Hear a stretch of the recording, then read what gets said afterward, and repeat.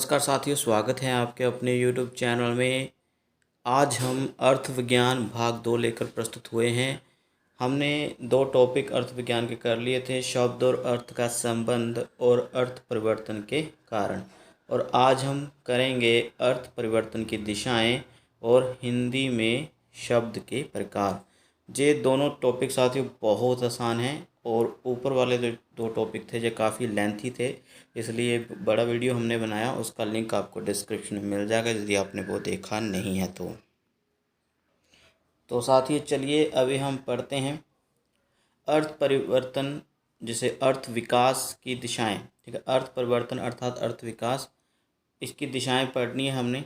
ठीक है, तो शुरू करते हैं। भाषा परिवर्तनशील है। प्रत्येक भाषा के अर्थ प्रत्येक भाषा के अर्थों में परिवर्तन होता रहता है। ऐसा नहीं कि हिंदी ही ऐसी भाषा है जिसके शब्दों के जो अर्थ हैं वो परिवर्तन होते हैं, बल्कि प्रत्येक भाषा में अर्थ जो है परिवर्तन होते रहते हैं। अर्थ परिवर्तन को अर्थ विकास भी कहा जाता है। इससे भाषा की जीवंतता सुरक्षित रहती है कि हाँ, भाषा जीवित है और विकसित हो रही है। आगे बढ़ते हैं। अर्थ का यही निरंतर विकास भाषा का प्राण तत्व है। यह अर्थगत विकास 3 दिशाओं में देखा जाता है। पहला है अर्थ संकोच, यहाँ पर संकोच लिखा है मतलब अर्थ संकोच। दूसरा है अर्थ विस्तार। तीसरा है अर्थादेश। ठीक है, जो 3 दिशाएं आपने पढ़ ली ना, तो आपका ये टॉपिक बिल्कुल आसान तरीके से तैयार हो जाएगा। ठीक है, अर्थ संकोच पढ़ते हैं, बिल्कुल डिटेल से संक्षिप्त में समझा रहे हैं साथियों। अर्थ संकोच, जैसे कि संकोच है ना, से ही पता चल रहा है कि अर्थ का संकोच हो जाना है ना, भाव जो है आपको पता चल रहा होगा। पढ़ते हैं क्या है। जब मनुष्य की दृष्टि सामान्य से विशिष्ट की ओर जाती है, सामान्य से विशिष्ट की ओर जाती है मनुष्य की दृष्टि, तब अर्थ संकोच हो जाता है। ब्रील एक पाश्चात्य विद्वान हैं, भाषाविद हैं, विश्व भाषा विद्वान हैं, और इनका कहना है जैसे किसी जाति का विकास होता जाता है वैसे वैसे उसकी दृष्टि में, उसके दृष्टिकोण में, उस जाति के दृष्टिकोण में भी विशेषता आती जाती है। प्रमाणता है, परिणाम क्या निकलता है कि अर्थ संकोचात्मक अद्भुति देखने को मिलती है, जा दिखाई पड़ने लगती है। आगे इसको और पढ़ते हैं अर्थ संकोच को थोड़ा सा। पहले नामकरण का आधार कोई तात्कालिक गुण या तत्व होता था।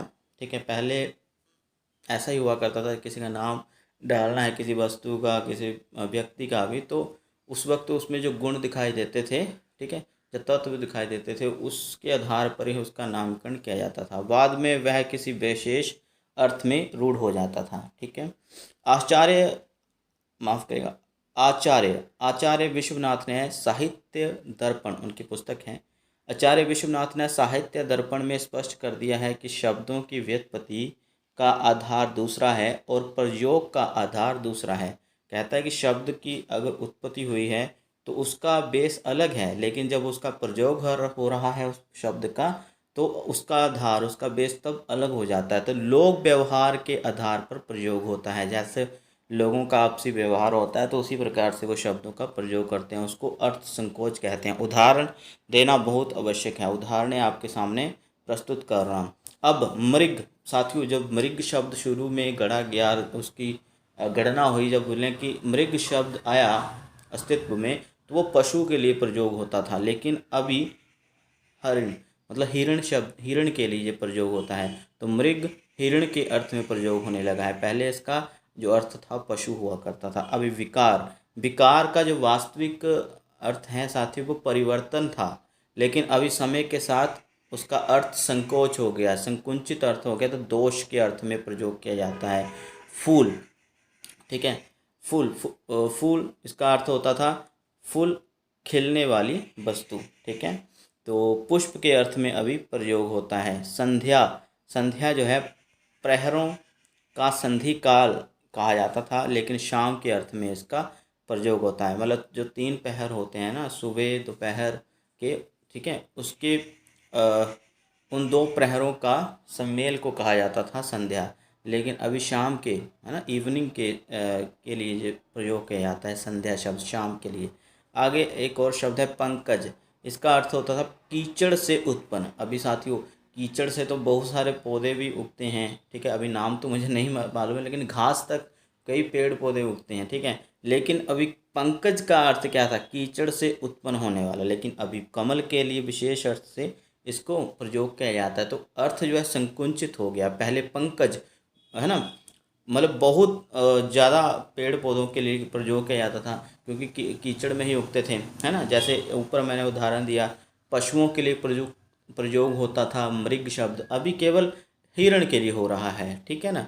तो विकार, परिवर्तन, परिवर्तन तो बहुत सारा हो सकता है ना, लेकिन अभी दोष मतलब अवगुणों के लिए प्रयोग होता है। आगे साथियों कहाँ पहुँचे हैं, हाँ, कमल के आगे सर्प। सर्प साथियों बहुत सारे लोग जानते नहीं है कि रेंगने वाले जो जीव होते हैं उनके लिए सर्प शब्द का प्रयोग किया जाता था, लेकिन आज के समय में सांप शब्द के लिए प्रयोग होता है। सभ्य, सभ्य, सभ्य सभा में बैठने योग्य व्यक्तियों के लिए प्रयोग होता था, लेकिन अभी शिष्ट जन, जिनको बहुत ज़्यादा अक्ल मानी जाती है कि हाँ बहुत बुद्धिमान है, सभ्य इंसान है, ठीक है, ऐसे प्रयोग किया जाता है। तो शिष्ट जन के लिए अब ये प्रयोग किया जाता है सभ्य शब्द। आगे वेदना। वेदना सुखात्मक और दुखात्मक अनुभूति के लिए प्रयोग किया जाता था, लेकिन अभी वेदना शब्द सिर्फ वियोग के लिए प्रयोग होता है। पहले सुखात्मक और दुखात्मक दोनों प्रकार की अनुभूतियों के लिए वेदना शब्द का प्रयोग होता था, लेकिन अभी क्या हो रहा है, वियोग अर्थात पीड़ा के लिए ही वेदना शब्द प्रयोग हो रहा है। तो क्या हो गया, जहाँ पर अर्थ संकुचित हो गया, ठीक है। आगे पढ़ते हैं घृणा। घृणा दया और घृणा दोनों का भाव जहाँ पर दिखता है शब्द में, लेकिन अभी नफरत के लिए प्रयोग हो रहा है, अर्थ संकुचित हो चुका है भैया। आगे पढ़ते हैं श्राद्ध। तो श्राद्ध युक्त कर्म के लिए प्रयोग होता था, लेकिन अभी मृतक के श्राद्ध के अर्थ में प्रयोग किया जाता है। आगे तटस्थ। तटस्थ शब्द जो है किनारों पर खड़ा होने वाले व्यक्तियों को, है ना, कोई भी व्यक्ति या वस्तु किनारे पर खड़ा है तो उसके लिए कहा जाता था वह तटस्थ है, ठीक है, वह तटस्थ है। तो किनारों पर खड़ा शब्द है ना, इसके लिए किया जाता था। लेकिन अभी निष्पक्ष रहना, कि भाई मैं तो इस मामले से तटस्थ हूँ, मतलब बिल्कुल निष्पक्ष हूँ, मुझे कोई लेना देना नहीं है, बिल्कुल न्यूट्रल हूँ, ठीक है। तो अभी देख लो इसका अर्थ संकुचित हो गया। आगे पर्वत। पर्वत का अर्थ होता था गांठ वाला, गांठ वाला, अभी पहाड़ के लिए इसका अर्थ प्रयोग हो रहा है। तो ये अर्थ संकोच के उदाहरण मैंने आपको प्रयुक्त होते हुए बताए। आगे बढ़ते हैं साथियों, अर्थ विस्तार, ठीक है। अर्थ संकोच के बाद दूसरी दिशा है अर्थ विस्तार। जब कोई, इसको पढ़ना बहुत आसान है, जब कोई अर्थ अपनी संकीर्णता छोड़कर व्यापक अर्थ में प्रयोग होता है। जैसे अर्थ संकोच पढ़ा, उसका उल्टा, विपरीत, ठीक है ना, ओपोजिट है ये अर्थ विस्तार। पहले क्या पढ़ा कि जब कोई शब्द था उसका अर्थ बहुत विस्तार था, लेकिन समय के हिसाब से उसका अर्थ संकुचित हो गया। लेकिन अभी क्या है, अपनी, जब कोई शब्द अपनी संकीर्णता, अपना संकुचितपन छोड़कर व्यापक अर्थ में प्रयोग होता है तो अर्थ विस्तार है। तो ये अर्थ संकोच का उल्टा है, तो तब उसका अर्थ विस्तार हो जाता है। अभी एक शब्द दिया जा रहा है, ठीक है, प्रवीण। क्या है शब्द, प्रवीण, ठीक है। पहले क्या अर्थ हुआ करता था, अच्छी तरह वीण बजाने वाला, अच्छी तरह से वीणा बजाने वाला, वीण नहीं वीणा बजाने वाला आना जहाँ पर, ठीक है, अच्छी तरह से वीणा बजाने वाला। लेकिन बाद क्या क्या क्या अर्थ हो गया इससे, इसका प्रवीण का अभी अर्थ हो चुका है किसी भी काम में निपुण होना, ठीक है। जैसे वह पढ़ाने में प्रवीण है, ठीक है ना, इस प्रकार से प्रवीण मतलब कुशल, निपुण। और भी उदाहरण आपके सामने रखते हैं, हमने अर्थ संकोच के उदाहरण आपके सामने रखे, तो अर्थ विस्तार के भी रखेंगे। आगे कुशल शब्द है जैसे, तो पहले इसका अर्थ था कुश लाने वाला, अभी चतुर के लिए इसका प्रयोग होता है, ठीक है। तैल। तैल मतलब तिल का तेल, ठीक है। तैल शब्द जो है पहले तिल का तेल के लिए ही प्रयुक्त होता था, लेकिन अभी समय के हिसाब से इसका प्रयोग है कोई भी तेल, चाहे वो सरसों का है, कोई भी तेल के लिए इसका प्रयोग हो रहा है शब्द का। आगे साथियों महाराज। महाराज शब्द जो है पहले शासक के लिए ही प्रयुक्त होता था, शासक जो राज्य किया करते थे ना, महाराज है ना, शासक राजा, तो उसके लिए ही प्रयुक्त होता था। लेकिन अभी महाराज शब्द जो है वो शासक के लिए तो प्रयुक्त होता ही है, मतलब अर्थ विस्तार हो गया। तो महाराज शब्द जो है ब्राह्मण के लिए भी प्रयोग होता है और साथ में खाना पकाने वाले के लिए भी प्रयोग होता है। ठीक है, आगे पढ़ते हैं साथियों। कल्य, ये एक शब्द है। आगामी दिन मतलब आने वाला दिन के लिए प्रयोग होता था कल्य शब्द। ठीक है, कल्य शब्द किसके लिए प्रयोग होता था? आगामी मतलब आने वाला दिन। लेकिन अभी इसका अर्थ विस्तार हो चुका है। आगामी दिन तथा बीते हुए दिन को कल्य कहा जाता है। ठीक है, आगे गवेषणा। गवेषणा एक शब्द है, तो इसका अर्थ होता था गो को खोजना, मतलब गाय को खोजना। यदि आप पढ़ेंगे ना कोई भी ग्रंथ जो कृष्ण से संबंधित है, उसमें गवेषणा शब्द बहुत बार आया होगा। तो अभी गो का मतलब गाय को खोजना नहीं, गवेषणा का अर्थ गाय को खोजना नहीं, बल्कि गवेषणा का अर्थ हो गया कोई खोज या अनुसंधान, जिसे हम इंग्लिश में रिसर्च बोलते हैं। पीएचडी वाले करते हैं ना अनुसंधान, रिसर्च, उनकी बात हो रही है। तो अभी गवेषणा, ठीक है ना, उसने हिंदी में गवेषणा करी, उसने फिजिक्स में करी, उसने रसायन विज्ञान में करी, इस प्रकार से। तो अर्थ विज्ञान या अर्थ परिवर्तन की जो तीसरी दिशा है उसको पढ़ेंगे। अर्थ विज्ञान की जो तीसरी दिशा है, अर्थ परिवर्तन की दिशाएं पढ़ रहे हैं साथियों। तो तीसरी दिशा है अर्थादेश। पहले क्या पढ़ा हमने? अर्थ संकोच, दूसरा अर्थ विकास, माफ करिए अर्थ विस्तार, और तीसरा है अर्थादेश। तो अर्थादेश का क्या अर्थ है? ठीक है, तो जी बिल्कुल सिंपल है साथियों। अर्थादेश का अर्थ है एक अर्थ के स्थान पर दूसरा अर्थ का आना। ठीक है, एक अर्थ के स्थान पर दूसरा अर्थ आ जाना। इस प्रक्रिया में मूल का, ठीक है माफ करेगा, इस प्रक्रिया में शब्द का मूल अर्थ लुप्त हो जाता है। लुप्त मतलब गायब हो जाता है। ठीक है, तो लुप्त मतलब गायब हो जाना। तो इस प्रक्रिया में शब्द का जो मूल मतलब जो वास्तविक अर्थ है वो गायब हो जाता है, उसकी जगह नया अर्थ आ जाता है। जैसे जैसे शब्द है असुर। क्या है शब्द? असुर। तो उसके असुर के लिए जो पहला शब्द हुआ करता था साथियों, आपको बहुत कम बताया होगा किसी ने कि असुर के लिए पहले जो है क्या अर्थ होता था? असुर का देवता।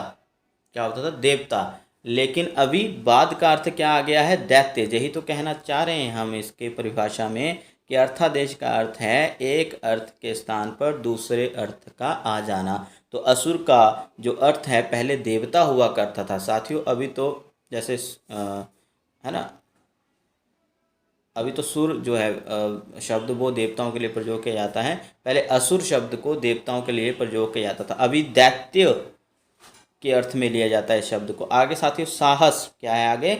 साहस। तो डकैती आदि बुरे काम के लिए ये शब्द प्रयोग होता था। कौन सा? साहस शब्द जो है पहले डकैती आदि बुरे काम के लिए ये शब्द का प्रयोग किया जाता था साथियों। लेकिन अभी दिलेरी शब्द के लिए, बहादुरी के लिए शब्द का प्रयोग किया जाता है, साहसी व्यक्ति, इस तरह से। अगला शब्द है साथियों आकाशवाणी। तो इसको देववाणी के रूप में लिया जाता था। हाँ, देववाणी है इसका अर्थ, लेकिन अभी आकाशवाणी का अर्थ जो है ऑल इंडिया रेडियो भी हो चुका है। आगे साथियों खाद्य। खाद्य शब्द मतलब खाने योग्य वस्तु के लिए खाद्य शब्द का प्रयोग होता था, लेकिन इसका स्थान अभी किसी और अर्थ ने ले लिया है। क्या है? खाद मतलब उत्पन्न, खाद जो है ये उत्पन्न शब्द है। ठीक है, खाद्य से खाद शब्द मतलब इसका हुआ उर्वरक। ठीक है, उर्वरक मतलब जो खेती करने के लिए जो सामग्री वगैरह डाली जाती है, प्रकार की खाद जिसे बोला जाता है, वो वस्तु या वो पदार्थ जो खेती की उपजाऊ किस्म को बढ़ाते हैं। आगे साथियों भद्र। भद्र शब्द का जो अर्थ है वो सुशील हुआ करता था।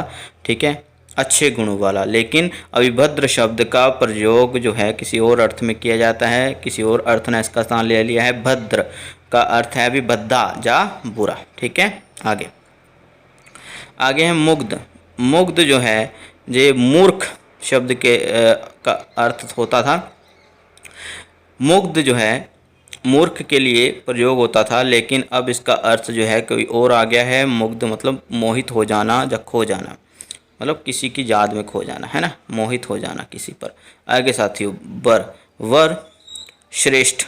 श्रेष्ठ शब्द के लिए प्रयोग होता था यह, ठीक है। वर का अर्थ क्या होता था? श्रेष्ठ, लेकिन अब इसका अर्थ जो है दुल्हा हो चुका है। आगे साथियों, मौन। मौन शब्द ऋषि मुनियों के कर्म जो हैं, ठीक है, उसके लिए प्रयोग होता था, लेकिन अभी इसका अर्थ जो है मौन रहना, जैसे ऋषि मुनि रहा करते थे, तो इसका अर्थ जो है कोई और हो गया। बोध।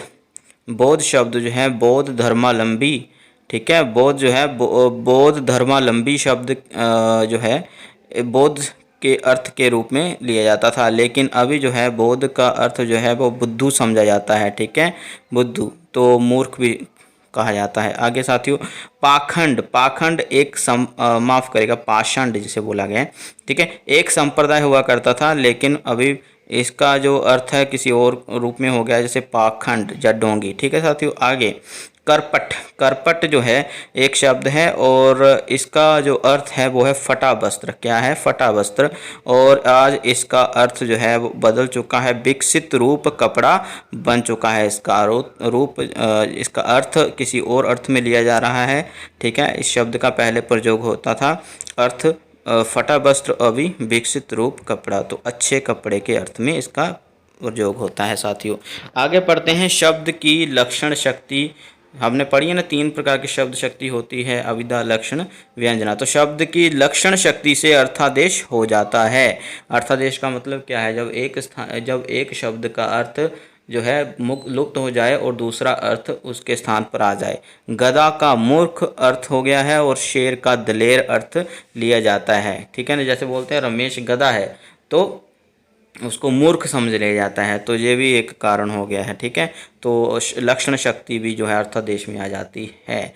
आगे साथियों, हमने 3 दिशाएं पढ़ ली, बहुत है, इतने ही अर्थ विकास के 3 दिशाओं में। लेकिन साथियों आगे जो मैं आपको चीज़ बताने वाला हूँ ये भी बहुत इंपॉर्टेंट है, अर्थोत्कर्ष और अर्थापकर्ष। अर्थोत्कर्ष मतलब अर्थ का उत्कर्ष होना, मतलब अच्छी चीज़ों के लिए, लेकिन कोई शब्द है उसका अर्थ जो है बहुत अच्छी चीज़ों के लिए प्रयोग हो रहा है, ठीक है, लेकिन बाद में उसका अर्थ जो है अपकर्ष का मतलब बुरी चीज़ों के लिए। तो साथियों पढ़ते हैं अर्थोत्कर्ष और अर्थापकर्ष। तो क्या है इसमें? अर्थ परिवर्तन के उदाहरणों पर विचार करते समय 2 बातें सामने आती हैं। क्या बातें सामने आती हैं? अर्थ परिवर्तन के उदाहरणों पर विचार करते हुए 2 सामने बातें आती हैं। कुछ शब्दों के अर्थ प्राय बुरे अर्थों में प्रयोग होते हैं, कुछ शब्दों के अर्थ प्राय अक्सर बुरे अर्थों में प्रयोग होते हैं, बाद में अच्छे अर्थों में प्रयुक्त होने लगते हैं। क्या कहा जा रहा है साथियों कि कुछ शब्द के जो अर्थ हैं पहले बुरे अर्थों में प्रयुक्त होते थे, ठीक है, लेकिन बाद में वो अच्छे अर्थों में प्रयुक्त होने लगे, ठीक है। कुछ शब्द हैं जिनके अर्थ पहले अच्छे थे लेकिन बाद में बुरे हो गए, क्रमशः उनको अर्थोत्कर्ष और फिर बाद में जो बुरे हो गए उनके अर्थ अर्थापकर्ष कहा जाता है। अर्थोत्कर्ष जिन शब्दों में हुए हैं वे हैं मुग्ध, साहस, करपट, कपड़ा, गवेषणा, सभ्य आदि जो हैं वो अर्थापकर्ष हैं। और जिन शब्दों में हुआ है वो है असुर, घृणा, महाराज, भद्र, बद्धा, पंडित, पाषण या पाखंड, ठीक है। तो इस प्रकार से जो बाद के आए शब्द हैं जो बाद में बुरे हो गए इसके अर्थ, ठीक है। तो अर्थ परिवर्तन की दिशाएं साथियों अब ने पढ़ लिया। अभी हम पढ़ेंगे हिंदी में शब्द के प्रकार। साथियों ये बड़ा टॉपिक नहीं है हिंदी में शब्द के प्रकार, लेकिन फिर भी थोड़ा सा समझाएंगे, बाकी आपने पढ़ा हुआ है पहले ही। उत्पत्ति के आधार पर शब्द के 4 वेद हैं। उत्पत्ति के आधार पर शब्द के 4 वेद हैं, तत्सम, तद्भव, देशज, विदेशी। प्रयोग के आधार पर 8 वेद हैं शब्द के। क्या है? संज्ञा, सर्वनाम, विशेषण, क्रिया, क्रिया विशेषण, संबंध बोधक, समुच्चय बोधक तथा विस्मयादि बोधक। आगे इन 8 प्रकार के शब्दों को विकार की दृष्टि से 2 भागों में बांटा गया है, ठीक है। ये 8 प्रकार के जो शब्द हैं, ठीक है, 8 प्रकार के। पहले उत्पत्ति के आधार पर हमने देख लिया ना, तत्सम, तद्भव, देशज और विदेशी, ठीक है। लेकिन प्रयोग के आधार पर 8 भेद होते हैं शब्दों के। कौन कौन से? संज्ञा, सर्वनाम, विशेषण, क्रिया, क्रिया विशेषण, संबंध बोधक, समुच्चय बोधक और विस्मयादि बोधक, ठीक है। तो अभी 8 प्रकार के जो शब्द हैं इनको 2 भागों में बांटा जाता है, विकारी और अविकारी, ठीक है साथियों। तो विकारी शब्द जिनमें परिवर्तन होता है, जैसे संज्ञा, सर्वनाम, विशेषण, ठीक है, और क्रिया, ठीक है। जे साथियों विकारी शब्द हैं और क्रिया विशेषण, संबंध बोधक, समुच्चय बोधक, विस्मयादि बोधक, जे सारे साथियों ये अविकारी शब्द हैं। पढ़ाया हुआ आपको पहले भी, बहुत आसान है साथियों। तो मिलते हैं अलग वीडियो में किसी और टॉपिक के साथ। शब्द के प्रकार साथियों इतने ही हैं, आप रट लीजिए, लिख लीजिए इसको। धन्यवाद।